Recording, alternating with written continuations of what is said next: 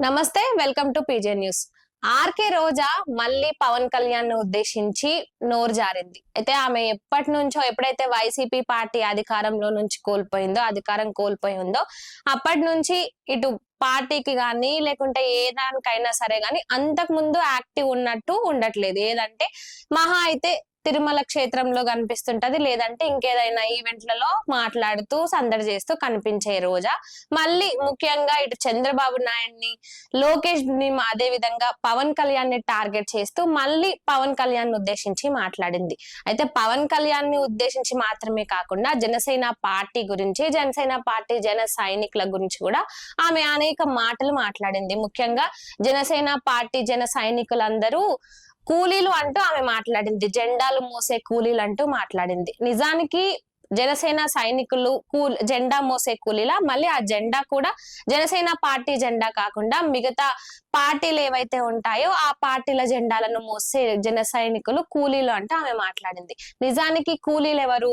గతంలో ఆమె చరిత్రనే మొదలైంది టీడీపీ పార్టీలో నుంచి. టీడీపీ పార్టీలో ఉన్నప్పుడు టీడీపీ జెండాను మోయలేదా? మళ్ళీ ఆ తర్వాత వైఎస్ రాజశేఖర్ ఉన్నప్పుడు వైఎస్ రాజశేఖర్ ఇంకో 100 సంవత్సరాల పాటు ఈ విధంగానే మంచిగా ఉంటాడంటూ నువ్వు ఏ విధంగా అయితే దీవెనలు ఇచ్చాయో పాపం ఆ దీవెనలు ఆయనకి శాపనార్థాల్లాగా తగిలి 100 సంవత్సరాలు కాదు కదా, ఎన్ని సంవత్సరాలు బతికి ఆ తర్వాత స్వర్గస్థులు అయ్యారో మనందరికీ తెలిసిందే.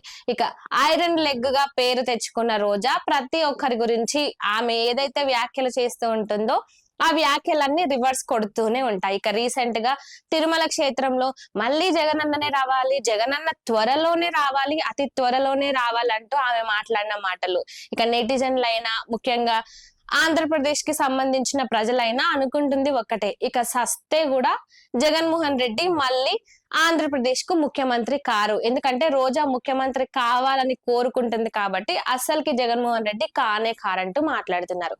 ఇక జనసేన పార్టీ గురించి, జన సైనికుల గురించి మాట్లాడే ముందు వాళ్ళని కూలీలు అంటూ మాట్లాడడం ఎంతవరకు కరెక్ట్? నిజానికి కూలీలు అంటే నువ్వే. ఎందుకంటే గతంలో టీడీపీ పార్టీలో ఉన్నప్పుడు టీడీపీ పార్టీ జెండా మోసావు, ఆ తర్వాత రాజశేఖర్ రెడ్డి ఉన్నప్పుడు ఆయన పార్టీలకు వెళ్లి కాంగ్రెస్ జెండా మోసావు. ఇక రాజశేఖర్ రెడ్డి కొడుకు ఎవరైతే జగన్మోహన్ రెడ్డి ఉన్నారో ఆయన పార్టీ పెట్టిన తర్వాత ఆయన దగ్గరికి వెళ్లి మళ్ళీ ఆయన జెండాను మోసావు. నువ్వే కదా ఒక్కొక్కసారి ఒక్కొక్క జెండాలు మోసుకుంటూ వచ్చిన నువ్వు ఇప్పుడు జనసేన పార్టీ సైనికులను ఈ విధంగా మాట్లాడడం ఎంతవరకు కరెక్ట్? ఆల్రెడీ ఇప్పటికే జనసేన పార్టీకి సంబంధించి జన సైనికులు గాని, జనసేన నాయకులు గాని, వీర మహిళలందరూ గాని ఇటు రోజాను రఫ్ ఆడుకుంటున్నారు. ముఖ్యంగా సోషల్ మీడియా వేదికగా ఆమెకు సంబంధించి ఆమె గురించి ఇటు ప్రెస్ మీట్లు పెట్టి మాట్లాడుతూనే ఉన్నారు. ఆమె నగరిలో ఎంత దోచుకుంది, ఎంత దాచుకుంది, ఆడుదాం ఆంధ్ర స్కామ్ లో గాని, లేదంటే నగరిలో గత 10 సంవత్సరాలుగా అంతకు ముందుకు 10 సంవత్సరాలుగా నగరి ఎమ్మెల్యేగా కొనసాగిన రోజా నగరిలో ఎంత దోచుకుంది, అక్కడ ఉన్న నాయకులను ఎంత ఇబ్బంది పెట్టింది, నగరిలో 5 మండలాలు ఉంటే ఆ 5 మండలాల్లో ఎన్నెన్ని అవినీతి పనుల్లో ఆమె ఇన్వాల్వ్మెంట్ ఉంది, అవన్నీ కూడా ఇప్పటికీ కూటమి నాయకులు బయటికి తీసి మాట్లాడితే రోజా పరిస్థితి ఏంటి?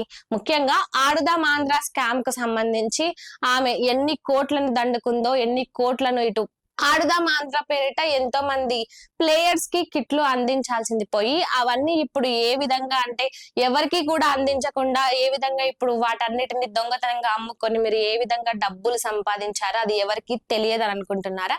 ఇప్పటికీ ఏదో మీడియా ముందుకు వచ్చి ముఖ్యంగా పవన్ కళ్యాణ్ ను ఉద్దేశించి ఏదో ఒకటి మాట్లాడాలి, జనసేన పార్టీని ఉద్దేశించి ఏదో ఒకటి మాట్లాడాలి, లేదంటే చంద్రబాబు నాయుడు గాని ఎవరినో ఒకరిని ఏదో ఒక మాటలు మాట్లాడి ఇటు ట్రెండింగ్ లో ఉండాలి. ఏదేమైనా సరే ముఖ్యంగా అసలు రోజా ఇంకొక విషయంలో కూడా ఈ ప్రాజెక్టు అంశాలకు సంబంధించి రేవంత్ రెడ్డి అసెంబ్లీలో ఏదైతే మాట్లాడారో చంద్రబాబు నాయుడు నేను చెప్తేనే విని నా విజ్ఞప్తి మేరకే ఆయన రాయలసీమ లిఫ్ట్ ఇరిగేషన్ ను ఆపేశారంటూ రేవంత్ రెడ్డి మాట్లాడిన మాటలకు ఆంధ్రప్రదేశ్ ప్రభుత్వం నుంచి ఒక క్లారిటీ ఇచ్చారు. ఏమని?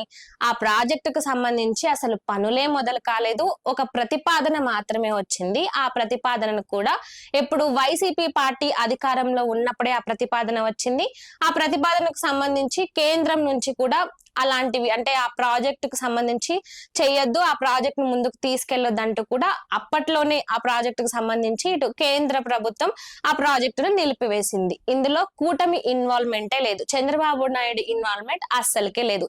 ఇక ఏది తెలియని నీవు ఏదో ఒకటి మాట్లాడాలి, సోషల్ మీడియాలో మైక్ కెమెరా ముందు ఏదో ఒకటి మాట్లాడాలనే ఒక ఉద్దేశంతో అసలు ఆ ప్రాజెక్ట్ గురించి సరిగ్గా తెలుసుకోకుండానే మళ్ళీ ఈ ప్రాజెక్ట్ అంశంలో పవన్ కళ్యాణ్ ని లాగుతుంది. అసలు పవన్ కళ్యాణ్ ని లాగాల్సిన అవసరం ఏముంది?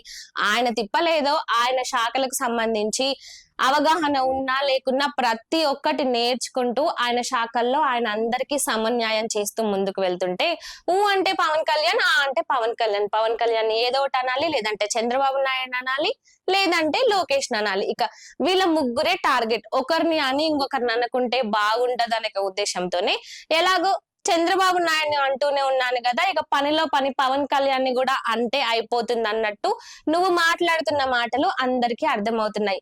ఈ ప్రాజెక్టు విషయంలో పవన్ కళ్యాణ్ ని అనాల్సిన అవసరం ఏముంది?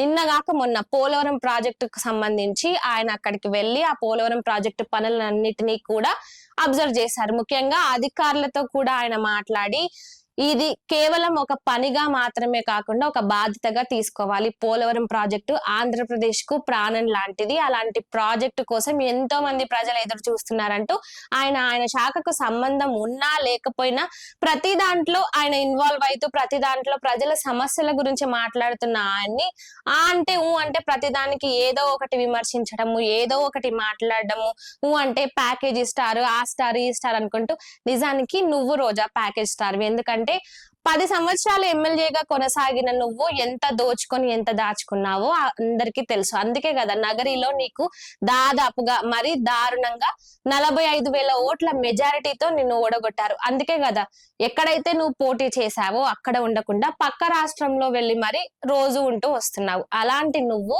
ఇప్పుడు జనసేన పార్టీని, జన సైనికులను, వీర మహిళలను అందరినీ గెలికావు. ఏదో అవినీతి చేసినావు, నీ అవినీతి చిట్టాను బయట పెట్టి నిన్ను అరెస్ట్ చేయాలంటే కూటమి ప్రభుత్వానికి ఎంత సమయం పట్టదు. కానీ వాళ్ళు ఇప్పుడు కేవలం ఆంధ్రప్రదేశ్ అభివృద్ధి గురించి ఎవరి మీదో మీలాగా పగలు ప్రతీకారాలతో ముందుకెళ్తలేరు. గతంలో వైసీపీ పార్టీ అధికారంలో ఉన్నప్పుడు జగన్మోహన్ రెడ్డి ఇటు ఒక పక్క బటన్ నొక్కుతూనే ఇంకో పక్క పవన్ కళ్యాణ్ ని తిడుతూ ఉన్నారు. అంటే ఒక ముఖ్యమంత్రిగా ఉన్న జగన్మోహన్ రెడ్డి ప్రతిపక్ష పార్టీకి సంబంధించిన ఒక నేతను అధికారంలో ఉన్నప్పుడు కూడా టార్గెట్ చేస్తూనే మాట్లాడుతున్నారు. మరి ఆ రకంగా పవన్ కళ్యాణ్ ఇప్పుడు ఏ వేదిక పైన మీ పేరు గాని లేదంటే జగన్మోహన్ రెడ్డి పేరు గాని ఎవరి పేరైనా ప్రస్తావించారా? అది అధికారానికి సంబంధించిన మీటింగ్ లో కావచ్చు, లేదంటే పార్టీకి సంబంధించిన మీటింగ్ లో కావచ్చు, ఎక్కడైనా మీ పేరును ఆయన ప్రస్తావించారా?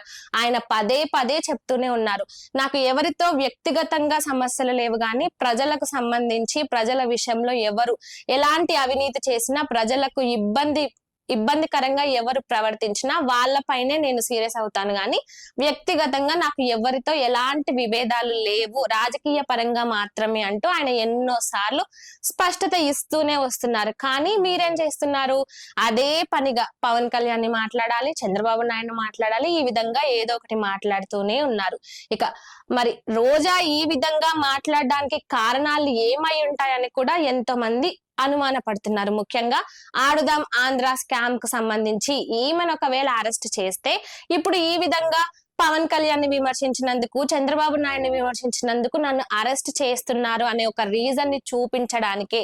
ఒకవేళ అరెస్ట్ చేస్తే అప్పుడు నేను ప్రభుత్వంని ప్రశ్నించినందుకే నన్ను అరెస్ట్ చేశారు, ప్రభుత్వానికి వ్యతిరేకంగా మాట్లాడితే అరెస్ట్ చేస్తారా అనే ఒక సాకులు వెతుక్కుంటుందంటూ కూడా కొంతమంది విశ్వసనీయ వర్గాల వాళ్ళు చెప్తున్నారు.